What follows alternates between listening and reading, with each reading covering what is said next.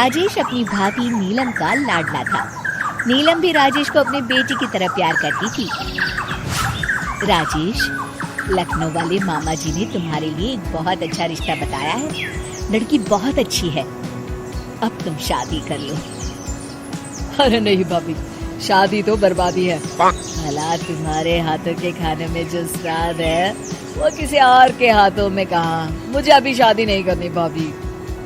राजेश की ना नुकुर करने के बावजूद घर वाले उसकी शादी करवा देते हैं।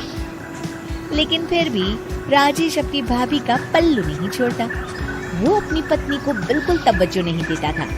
उसके लिए उसकी पत्नी सुधा का होना ना होना बराबर था। अरे राजेश, तुम अकेले बाहर जा रहे हो, सुधा को भी लेते जाओ। अरे क्या भाभी, हफ्ते में एक दिन तो छुट्टी मिलती है और आप वो भी खराब करना चाहती हैं। सुधा बाहर जाके क्या करेगी, वो घर में ही ठीक है। वैसे मुझे देर हो रही है भाभी, चलता हूँ मैं। राजेश की इस बेरुखी से सुधा हमेशा उदास रहती थी। फिर एक दिन नीलम इस विषय को लेकर अपने पति से चर्चा करती है। सुनिए जी, राजेश को कब अकल आएगी? वो तो सुधा की बिल्कुल कदर ही नहीं करता। अब आप ही बताइए ऐसे कैसे चलेगा? तुम ठीक कहती हो, राजेश को सही रास्ते पर लाना ही पड़ेगा।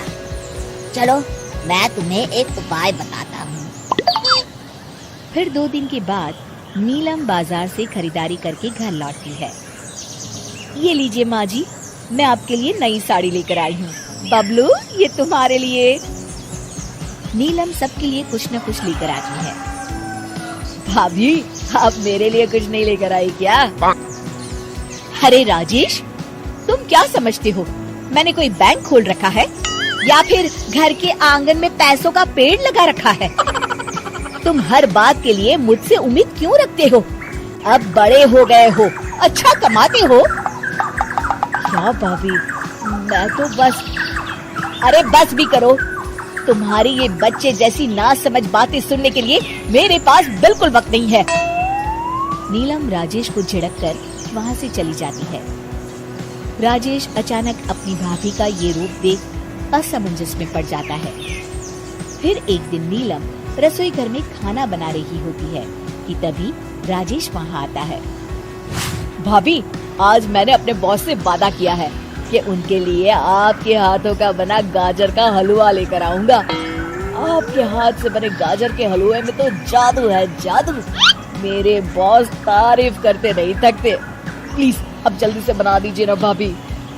नीलम राजेश के ऊपर भड़क जाती है। तुम्हारा दिमाग खराब है क्या? आखिर तुम मुझे समझते क्या हो? इस घर की नौकरानी? जब देखो तब फरमाइश करते रहते हो, भाभी ये बना दो, भाभी वो बना दो। अरे तुम्हारी पत्नी सुधा भी तो इस घर में रहती है, तुम उससे कुछ क्यों नहीं कहते? भाभी, आप इस तरह की बातें क्यों कर रही हैं? अरे बस भी करो राजेश, मेरा दिमाग और मत खराब करो, जाओ यहाँ से। अपनी भाभी का इस तरह बेरुखी भरा बर्ताव देख राजेश को बड़ा बुरा लगता है और वो उदास होकर अपने कमरे में बैठ जाता है। तभी उसकी पत्नी सुधा वहाँ आती है। क्या हुआ जी, आप इस तरह उदास क्यों बैठे हैं? राजेश अपनी पत्नी को सारी बात बताता है। राजेश की बात सुनकर सुधा मुस्कुरा के कहती है, बस इतनी सी बात। चलिए जी, मैं आपके बॉस के लिए गाजर का हलवा बना देती हूँ। अरे छोड़ो, तुमसे नहीं हो पाएगा, रहने दो। आप तो बस देखते जाइए जी, अभी आती हूँ मैं। थोड़ी देर के बाद सुधा हलवा बना के राजेश को देती है। फिर राजेश अपने ऑफिस चला जाता है। शाम को जब राजेश घर आता है तो खुशी के मारे अपनी पत्नी सुधा को गले लगा लेता है। अरे वाह सुधा, तुमने तो कमाल कर दिया। सच में क्या स्वादिष्ट हलवा था। मेरे बॉस बहुत तारीफ कर रहे थे और इस हफ्ते घर आ रहे हैं तुम्हारे हाथों का खाना खाने। और इतना ही नहीं, उन्होंने मेरा प्रमोशन भी कर दिया है। सच? हाँ, मुझे माफ कर दो सुधा, आज तक मैं तुमसे गैरों की तरफ पेश आता रहा। अरे ये कैसी बातें कर रहे हैं जी, मैं तो आपकी पत्नी हूँ।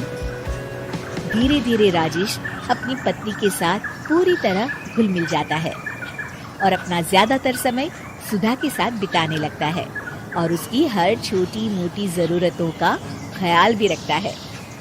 ये देख राजेश के भैया और भाभी बहुत खुश होते हैं। फिर एक दिन राजेश और सुधा बाहर से घूम कर आते हैं। राजेश, सुधा के प्रति तुम अपनी जिम्मेदारी समझो, इसीलिए मैंने तुम्हारे साथ ऐसा बर्ताव किया था। अगर तुम्हें मेरी किसी बात का बुरा लगा हो तो मुझे माफ कर देना।